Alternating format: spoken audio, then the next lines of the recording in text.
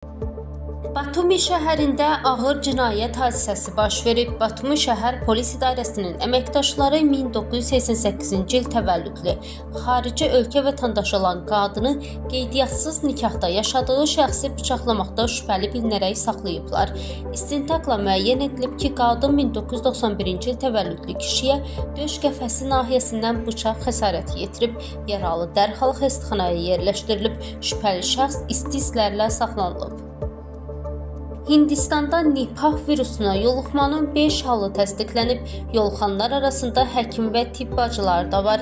2 tibb bacısının vəziyyəti ağırdır, onlardan biri komadadır. Yarasalardan yayılan Nipah virusunun peyvəndi və spesifik müalicəsi yoxdur. Ölüm nisbəti isə 80%-ə çata bilir.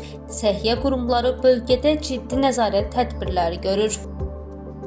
Gürcüstan Milli Bankı yanvarın 26-sına valyuta məzənələrini açıqlayıb. Rəsmi məlumata görə 1 dollar 2 lari 69 tetri, 1 avro isə 3 lari 16 tetriyə bərabərdir.